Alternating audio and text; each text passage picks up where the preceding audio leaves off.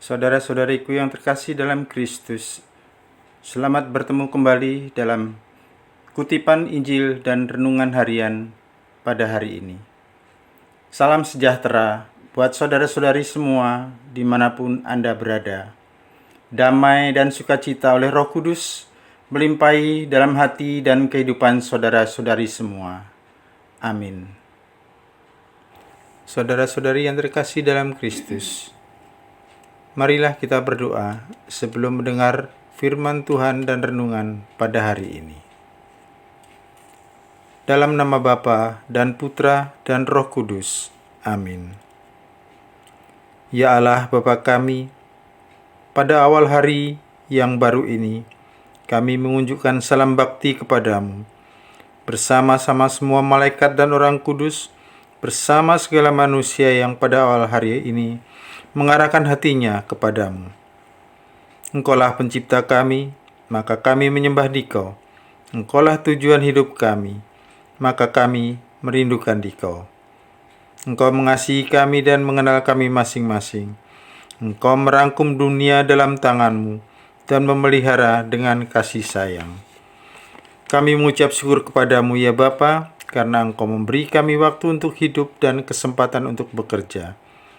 Syukur kami panjatkan kepadamu atas segala yang Kau lakukan di tengah-tengah kami.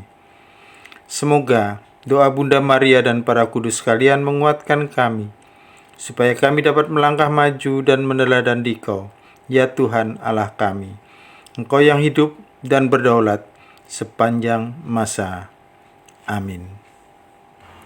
Bacaan pertama dikutip dari surat Rasul Paulus kepada jemaat di Roma, bab 13 ayat 8 sampai ayat 10. Saudara-saudara, janganlah berutang sesuatu kepada siapapun, tetapi hendaklah kamu saling mengasihi. Sebab barang siapa mengasihi sesamanya manusia, ia sudah memenuhi hukum Taurat. Karena firman berikut ini, jangan berzina, jangan membunuh, jangan mencuri, jangan mengingini, serta segala firman lain manapun juga sudah tersimpul dalam firman ini. Kasihilah sesamamu manusia seperti dirimu sendiri. Kasih tidak berbuat jahat terhadap sesama manusia. Karena itu, kasih itu kegenapan hukum Taurat. Demikianlah sabda Tuhan. Syukur kepada Allah. Mazmur tangkapan. Refrain. Orang baik menaruh belas kasihan dan memberi pujian. Berbahagialah orang yang takwa pada Tuhan, yang sangat suka kepada segala perintahnya. Anak cucunya akan perkasa di bumi, keturunan orang benar akan diberkati. Refrain. Orang baik menaruh belas kasihan dan memberi pinjaman. Bagi orang benar, ia bercahaya laksana lampu di dalam gelap. Ia pengasih dan penyayang, serta berlaku adil. Orang baik menaruh belas kasihan dan memberi pinjaman. Ia melakukan segala urusan dengan semestinya. Refrain. Orang baik menaruh belas kasihan dan memberi pinjaman. Ia murah hati. Orang miskin diberinya derma, kebajikannya tetap untuk selama-lamanya. Tanduknya meninggi dalam kemuliaan. Refrain. Orang baik menaruh belas kasihan dan memberi pinjaman. Haleluya, haleluya. Berbahagialah kalian bila didista karena nama Kristus, sebab Roh Allah ada padamu. Haleluya, haleluya. Semoga Tuhan beserta kita, sekarang dan selama-lamanya. Inilah Injil suci menurut Lukas, bab 14 ayat 25 sampai ayat 33. Dimuliakanlah Tuhan. Pada suatu ketika, orang berduyun-duyun mengikuti Yesus dalam perjalanannya. Sambil berpaling, Yesus berkata kepada mereka, "Jika seseorang datang kepadaku dan ia tidak membenci bapaknya, ibunya, istrinya, anak-anaknya, saudara-saudarinya, bahkan nyawa sendiri, ia tidak dapat menjadi muridku. Barang siapa tidak memanggul salibnya dan mengikuti aku, ia tidak dapat menjadi muridku. Sebab siapakah di antaramu yang mau membangun sebuah menara, tidak duduk membuat anggaran belanja lebih dahulu? Apakah uangnya cukup untuk menyelesaikan pekerjaan itu? Jangan-jangan sudah meletakkan dasar, ia tidak dapat menyelesaikannya." Lalu semua orang yang melihat itu akan mengejek dengan berkata, Orang itu mulai membangun tetapi tidak dapat menyelesaikannya. Atau raja manakah yang hendak berperang melawan raja lain, tidak duduk mempertimbangkan dulu apakah dengan 10.000 orang ia dapat melawan musuh yang datang menyerang dengan 20.000 orang. Jika ia tidak dapat, ia akan menerima utusan selama musuh masih jauh untuk menanyakan syarat-syarat perdamaian. Demikianlah setiap orang di antaramu yang tidak melepaskan diri dari segala miliknya tidak dapat menjadi muridku. Demikianlah sabda Tuhan. Terpujilah Kristus. Saudara-saudara yang terkasih, Injil hari ini dimulai dengan kalimat, "Pada suatu kali banyak orang berduyun-duyun mengikuti Yesus dalam perjalanannya." Benar, menurut penginjil Lukas, Tuhan Yesus sedang dalam perjalanan menuju Yerusalem. Mari kita bayangkan kisah perjalanan ini. Yesus sedang berjalan di depan dan di belakangnya banyak orang yang berduyun-duyun mengikutinya. Orang-orang yang mengikutinya menuju Yerusalem itu tentu memiliki harapan tertentu. Ada yang memiliki harapan secara politis supaya Yesus menjadi raja yang membebaskan mereka dari kekuasaan Romawi. Ada yang memiliki harapan untuk mendengarkan sabda dan memperoleh kesembuhan. Namun, para muridnya sendiri belum sempat berpikir tentang misi gurunya ke Yerusalem. Padahal Yesus sudah memberitakan tentang Paskahnya. Dalam hal ini, ia menderita sampai wafat dan bangkit pada hari ketiga. Yesus melihat banyak orang berduyun-duyun mengikutinya. Maka ia menggunakan kesempatan emas itu untuk mengajar mereka dengan memberikan 3 syarat supaya menjadi muridnya yang baik.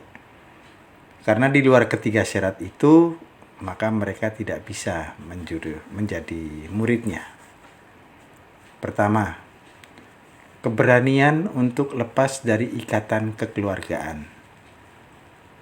Ia berkata, "Jikalau seorang datang kepadaku dan tidak membenci bapaknya, ibunya, istrinya, anak-anaknya, saudara-saudaranya laki-laki atau perempuan, atau bahkan nyawanya sendiri, ia tidak dapat menjadi muridku." Tentu saja Yesus tidak bermaksud menghapus perintah Allah yang keempat, yakni hormatilah ayah dan ibumu. Supaya di sini Yesus menekankan pentingnya seorang murid memiliki komitmen untuk mengikutinya dengan sepenuh hati, bukan setengah hati. Pengikut yang sepenuh hati itu tidak akan memperhatikan ikatan manusiawi seperti kekerabatan sampai pada tingkat yang lebih tinggi, yakni kehilangan nyawa demi Yesus Kristus. Jadi relasi kekerabatan itu tetap ada, tetapi janganlah itu menjadi utama hingga menghalangi relasi ilahi dengan Tuhan dan kerajaannya. Yang kedua, keberanian untuk serupa dengan Yesus tersalib. Ia berkata, "Barang siapa tidak memikul salibnya dan mengikuti aku, ia tidak dapat menjadi muridku." Perkataan ini sudah diungkapkan Yesus sebelumnya. Setiap orang yang mau mengikuti aku, ia harus menyangkal dirinya, memikul salibnya setiap hari, dan mengikuti aku. Karena di luar. Jadi, yang ketiga,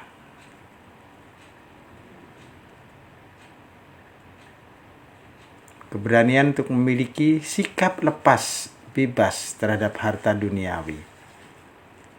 Ia berkata, "Demikian pula lah tiap-tiap orang di antara kamu yang tidak melepaskan dirinya dari segala miliknya, tak dapat menjadi muridku."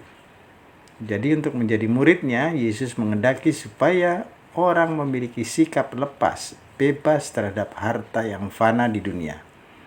Yesus sudah mengetahui titik kelemahan para muridnya, karena di mana hartanya berada, hati mereka juga ada di sana.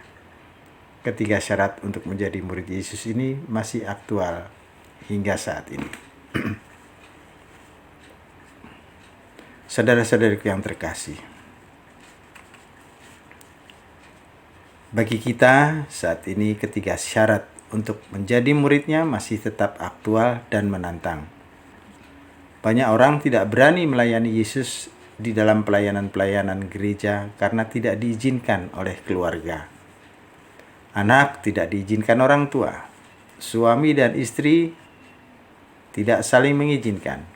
Tidak cukup melayani Tuhan Yesus di dalam gereja dengan memberi sumbangan material, tetapi melayani dengan kehadiran untuk membentuk sifat gereja yang satu, kudus, katolik, dan apostolik. Murid yang setia memikul salib seperti Yesus sendiri demi kebahagiaan dan keselamatan sesama. Jangan mengeluh kalau salibmu berat, karena salib Yesus lebih berat dari yang Anda pikul sekarang. Murid yang setia tidak terikat pada harta duniawi, tetapi masih banyak orang yang membenarkan dirinya untuk tetap bekerja mencari uang, sehingga tidak ada waktu untuk Tuhan. Hidup sebagai pengikut Kristus berarti apa yang dihayati dan dikehendaki Yesus haruslah kita ikuti dengan sepenuh hati. Inilah makna terdalam mengikuti Yesus secara radikal. Saudara-saudariku yang terkasih, ingat, kita sudah diberi 7 hari. 6 hari untuk bekerja dan berkarya. 1 hari diminta untuk melayani Yesus, untuk menggereja. Tetap semangat, selamat berkarya, sehat dan bahagia selalu, berkah dalam Tuhan memberkati. Amin. Kemuliaan kepada Bapa dan Putra dan Roh Kudus, seperti pada permulaan, sekarang, selalu, dan sepanjang segala abad. Amin. Bapa kami yang ada di surga, dimuliakanlah namamu, datanglah kerajaan-mu, jadilah kehendak-mu di atas bumi seperti di dalam surga. Berilah kami rejeki pada hari ini, dan ampunilah kesalahan kami, seperti kami pun mengampuni yang bersalah kepada kami. Dan janganlah masukkan kami ke dalam percobaan, tetapi bebaskanlah kami dari yang jahat. Amin. Dalam nama Bapa dan Putra dan Roh Kudus. Amin.